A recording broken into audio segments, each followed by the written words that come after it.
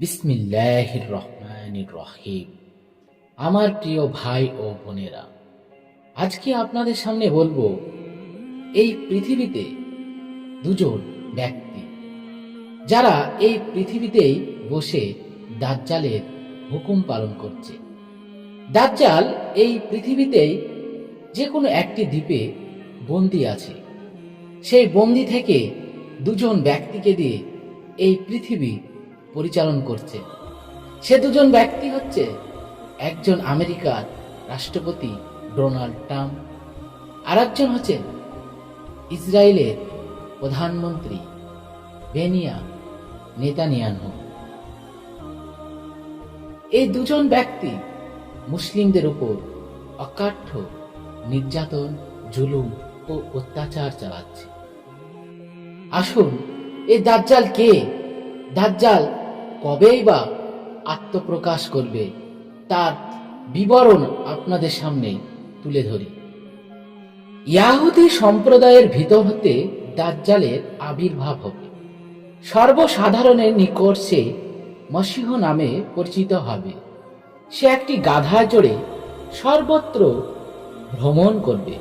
তার মাথার চুল লম্বা ও কোঁকড়ানো হবে এবং ডান চক্ষু কানা হবে। দাজ্জাল ইরাক ও সিরিয়ার মধ্যবর্তী কোনো এক স্থান হতে আত্মপ্রকাশ করে নিজেকে নবী ও রাসূল বলে দাবি করবে। অসংখ্য ইয়াহুদি তাকে শেষ নবী বলে মেনে নেবে। সে ইস্পাহানে গমন করে 70,000 ইয়াহুদিকে তার নিজের দলভুক্ত করে নিয়ে তাদের সহযোগিতায় দেশের সর্বত্র নানা রূপ জুলুম, অত্যাচার ও ফিতনা ফাসাদের সৃষ্টি করবে। তার কপালে পরিষ্কার আরবিতে কাফেরে এই 3টি অক্ষর লেখা থাকবে, অর্থাৎ কাফের। আল্লাহ তাআলা মানুষের ঈমান পরীক্ষা করার জন্য দাজ্জালকে অনেকগুলো অলৌকিক ক্ষমতা প্রদান করবে। সে সেই অলৌকিক ক্ষমতার বলে পৃথিবীর নানা দেশে ভ্রমণ করে অগণিত লোককে নিজের নবুয়তের বিশ্বাস স্থাপন করে পথভ্রষ্ট করবে।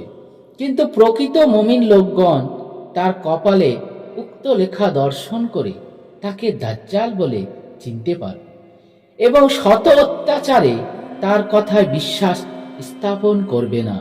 প্রথমত সে নিজেকে নবী বলে প্রচার করলেও পরে সে নিজে খোদা দাবি করবে। আল্লাহ পাকের ইচ্ছায় দাজ্জালের সঙ্গে একটা সদৃশ্য জান্নাতি বাগান ও একটা ভীষণ অগ্নিকুণ্ড থাকবে। সে উক্ত বাগানকে বেহেশত ও অগ্নিকুণ্ডকে দোজখ বলে প্রচার করবে। যারা তাকে খোদা বলে স্বীকার করবে তাদেরকে সে ওই বাগানে নিক্ষেপ করবে, আর যারা তার মতের বিরুদ্ধাচরণ করবে তাদেরকে ওই অগ্নিকুণ্ডে নিক্ষেপ করবে। কিন্তু প্রকৃতপক্ষে যারা দাজ্জালের অগ্নিকুণ্ডে নিক্ষিপ্ত হবে তারা আল্লাহর বেহেশতে গিয়ে পড়বে, এবং যারা তার বাগানে নিক্ষিপ্ত হবে তারা সত্যি সত্যি আল্লাহর দোজখবাসী হবে। খাঁটি ইমানদার মুসলমানগণ দাজ্জালের হাতে অশেষ নির্যাতন সহ্য করেও তাকে খোদা বলে স্বীকার করবে না, বরং তার সামনে সুস্পষ্ট ভাষায় বলে দেবে, জানি তুমি সেই পাপিষ্ঠ দাজ্জাল। দাজ্জালের সঙ্গে একটা বিরাট খাদ্য ভাণ্ডারও থাকবে। সে তার অনুগত লোকদেরকে উক্ত খাদ্য ভাণ্ডার হতে বিবিধ প্রকারের সুখাদ্য আহার করবে। সর্বশক্তিমান আল্লাহ তাআলার ইচ্ছায় আকাশ হতে ইচ্ছা মতো বৃষ্টি বর্ষণের ক্ষমতাও দাজ্জালের থাকবে। সে তার ইচ্ছা মতো যেখানে খুশি সেখানে বৃষ্টি বর্ষণ করাবে। সুনিয়ন্ত্রিতভাবে বৃষ্টি বর্ষণের ফলে তার অনুগত লোকদের বাগান ও জমিতে প্রচুর ফল মূল, শাক সবজি ও শস্য উৎপন্ন হবে। তাদের পশুগুলিও খুব হৃদপুষ্ট হবে।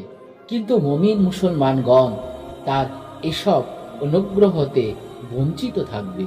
মুসলমানগণ নানাভাবে অশেষ দুঃখ, কষ্ট ও নির্যাতন ভোগ করবে।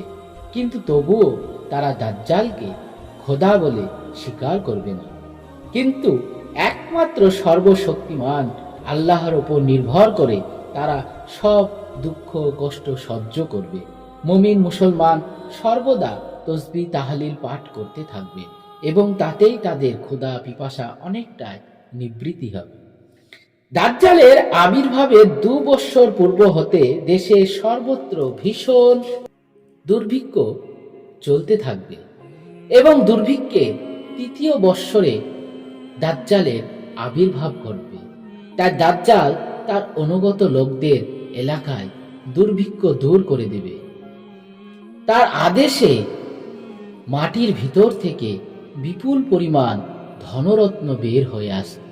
সে তার অনুগত লোকদের মধ্যে উক্ত ধনরত্ন বিতরণ করবে। পাপিষ্ট দাজ্জাল তার খোদায় দাবি মানুষকে বিশ্বাস করানোর জন্য কাহাকে কাহাকে বলবে, আমি তোমার মৃত মাতা পিতাকে জীবিত করে দেখাচ্ছি। আমি স্বয়ং যদি খোদা না হতাম তবে এই অসাধ্য কার্য সাধন করতে কখনোই পারতাম না। এ বলে সে তার সহচর শয়তান দিগকে আদেশ করবে যে তোমরা উহার মাতা পিতার অবিকল আকৃতি ধারণ করে মাটির ভিতর থেকে উঠে আসো। শয়তানগণ দাজ্জালের আদেশে উক্ত লোকের মাতা পিতার আকৃতি ধারণ করে তার সামনে এসে হাজির হবে। এই আশ্চর্য ব্যাপার অবলোকন করে অনেকে তাকে খোদা বলে মেনে নেবে। এইভাবে অনেক অলৌকিক কার্য তিনি দেখাবেন। অবশেষে তার বিরাট দলবল সহ মক্কা মুআজ্জামার নিকটে এসে পড়বে। মহাপাপী দাজ্জাল মক্কা শরীফের অভ্যন্তরে প্রবেশের চেষ্টা করলে ফেরেশতাগণ তাকে বাধা প্রদান করবে। সে বিফল হয়ে মদিনা থেকে সিরিয়ার দিকে চলে আসবে। শহরে মাত্র 7টি প্রবেশদ্বার থাকবে। মহাপাপী দাজ্জাল মক্কা শরীফের অভ্যন্তরে প্রবেশের চেষ্টা করলে ফেরেশতাগণ তাকে বাধা প্রদান করবে। সে বিফল মনোরথ হয়ে সদল বলে মদিনার দিকে ধাবিত হবে। সেই সময় সমগ্র মদিনা শহরে মাত্র 7টি প্রবেশদ্বার থাকবে এবং প্রত্যেক প্রবেশদ্বারে আল্লাহ তাআলা 2 জন করে ফেরেশতা মোতায়েন রাখবেন। দাজ্জাল তার দলবল সহ মদিনায় প্রবেশের চেষ্টা করেও ব্যর্থ হবে, কেননা তারা প্রত্যেকেই প্রবেশদ্বারে 2 জন করে যমদূত প্রহরী দেখে ভীতু হয়ে মদিনার অদূরে ছাউনি নির্মাণ করে অবস্থান করতে থাকবে। এ সময় মদিনা মনোয়ারার একাদিক্রমে 3 বার ভূমিকম্প হবে। এর ফলে মদিনার অনেক মুনাফিক ও দুর্বল ঈমান বিশিষ্ট লোক ভীতু হয়ে মদিনার বাইরে গিয়ে দাজ্জালের শিবিরে আশ্রয় নিয়ে জাহান্নামী হবে। ইতিমধ্যে মদিনা শরীফের জনৈক বুজুর্গ ব্যক্তি দাজ্জালকে দেখতে এসে তার অনুচর দিককে জিজ্ঞাসা করবেন, পাপিষ্ট দাজ্জাল কোথায় আছে? দাজ্জালের অনুচরগণ অত্যন্ত রাগান্বিত হয়ে বলবেন, সাবধান, আমাদের খোদার সম্বন্ধে বেয়াদবিমূলক উক্তি করো না। একজন বলবে, খোদার বিনা আদেশে কাউকে হত্যা করা নিষেধ আছে। প্রভুকে সংবাদ দাও, তিনি এসে যা করতে হয় করবেন। অতঃপর তারা দাজ্জালকে বলবে, একজন ব্যক্তি বেয়াদবমূলক আচরণ করছে। তখন দাজ্জাল বের হয়ে এলে সেই বুজুর্গ তাকে দেখে বলে উঠবেন, হ্যাঁ ঠিক আছে, আমি তোমাকে চিনতে পেরেছি, তুমি সেই পাপিষ্ট দাজ্জাল। নূর নবী হযরত রাসূল পাক সাল্লাল্লাহু আলাইহি সাল্লাম পূর্বেই তোমাদের সম্বন্ধে আমাদিগকে সতর্ক করে গিয়েছে। দাজ্জাল ক্রোধে অধীর হয়ে সেই বুজুর্গ ব্যক্তিকে করাতের দ্বারা লম্বালম্বিভাবে ছিঁড়ে 2 খণ্ড করে দুদিকে নিক্ষেপ করে নিজে তার মাঝখানে দাঁড়িয়ে তার অনুচর দিগকে বলবে, আমি যদি এই লোকের দেহের 2টি খণ্ড একত্রিত করে একে পুনরায় জীবিত করতে পারি তবে তোমরা আমাকে খোদা বলে বিশ্বাস করবা কিনা? অনুচরগণ তদান্তরে বলবে, আমরা পূর্বেই আপনাকে খোদা বলে বিশ্বাস করেছি। আর মদিনা হতে আগত মুনাফিক ও দুর্বল ঈমান বিশিষ্ট লোকেরা বলবে, হ্যাঁ, আপনি যদি একে পুনরায় জীবিত করতে পারেন তবে আমরা বুঝতে পারব সত্যিই আপনি স্বয়ং খোদা। পাপিষ্ঠ দাজ্জাল সেই বুজুর্গ ব্যক্তিকে জীবিত করে বলবে, এখন আমাকে তুমি খোদা বলে বিশ্বাস করো কিনা? তিনি উত্তর করবেন, এবারে আরো দৃঢ় বিশ্বাস হয়েছে যে তুমি আমাদের হযরত রাসূল পাক সাল্লাল্লাহু আলাইহি সাল্লামের বর্ণিত মহাপাপী দাজ্জাল। একথা শ্রবণ করে দাজ্জাল তাকে পুনরায় হত্যা করার উদ্দেশ্যে তার গলায় ছুরি চালাবে, কিন্তু আল্লাহর ইচ্ছায় ছুরিতে তার দেহের একটা লোম পরিমাণ স্থানও কাটবে না।